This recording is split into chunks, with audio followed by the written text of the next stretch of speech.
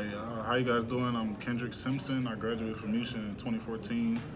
Now I'm at SIUC, and I am a senior, and I graduated December 2018. My major is information technology.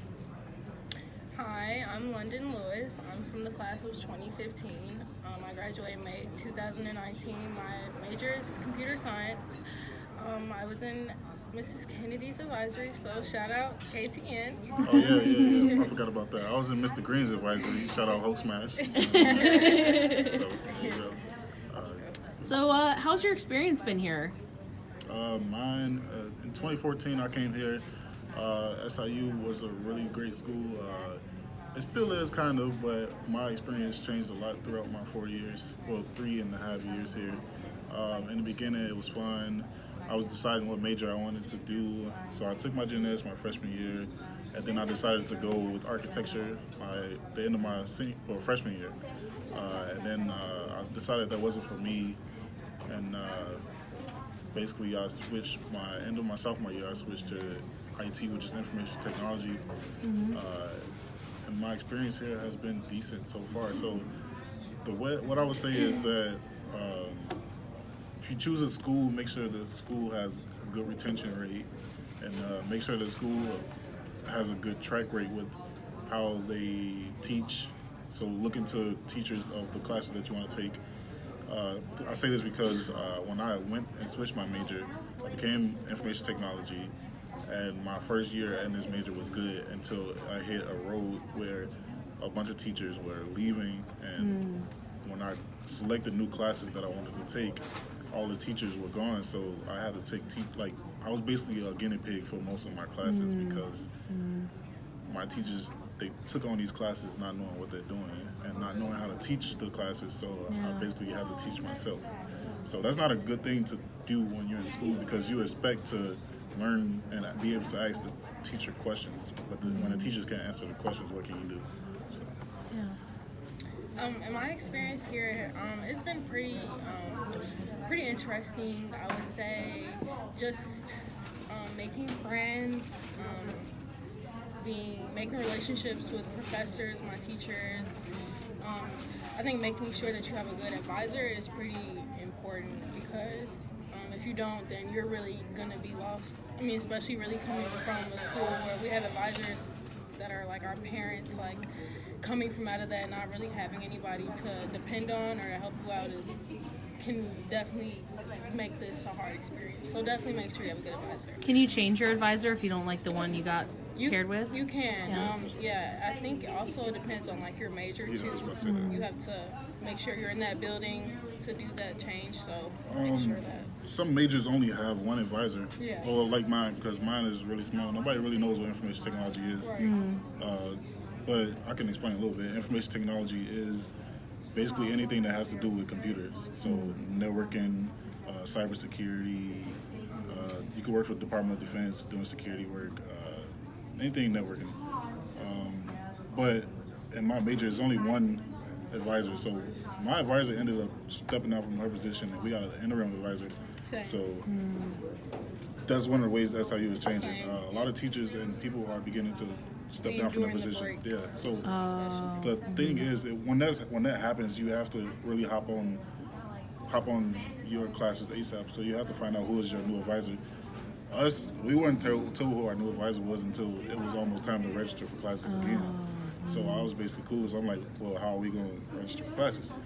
So we have a new advisor, but when you are in your major, you have less of a selection to who you can choose to be to go to as an advisor. When you're a freshman, you can choose whoever you want, because they have new first year advisement. So when you go to a major, there's only 1 to 2 advisors. So. Yeah, same here. Outside of dealing with staff changes, have there been any other challenges over your years here that you've come across? I've been pretty well off here. Changes, none really. Well, other party-wise, the school has changed a lot. We don't party as much as we used to. But other than school changes, not really. And a couple of food places been down, been closed down, Not real issues, but minor. Our dining hall is Yeah. terrible now. Yeah. Like we used to have McDonald's here, but they got rid of it. Now they about to have Steak and Shake, and Steak and Shake It's takes supposed to- forever. Yeah, it's So, supposed to be here. I haven't had any real issues here. Yeah. To be honest. Have there been any things that you've taken from your time at Mushin or in collegiate seminar that now as a college student you're thinking was helpful for you? For me, everything at Mushin was helpful. From the beginning, I didn't think it was. I thought that they would just be hard on us, but in the end, when you get to college, you're like, oh my God, they really helped a lot. Like all the homework assignments, you get like stacks of papers you gotta type up. It's like now it's like I'm bored. 'Cause Yeah. At Mushin, like we had papers like every week, and people were always on us. And like here, it's like either you're When by you- yourself or you're. When you get into your major, it depends on your major. It Yeah, gets harder, It but gets harder. the work is spread out. So yeah. You should taught us to get on our own work and like, Time like before. Time management. Yeah, time management. but now when you're in college, when you have it spaced out, you don't really like you procrastinate a lot. Everybody Yeah.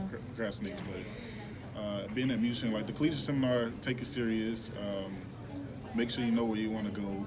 Especially when it comes to like the grant, FAFSA. the in FAFSA. general. Yeah, that's so important because people lose so much money on that.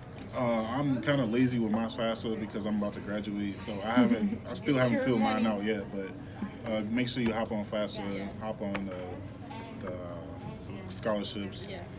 But for me, coming out of Mushin, I got the Baxter scholarship for $5,000, and I've been good. Like Mushin has helped me out a lot. They paid for my books before, gave me a scholarship. Reaching out all the time, so I still talk to my advisor, so it helps. Cool. And do you have any other kind of general advice, any points we didn't miss for the class who's about to graduate?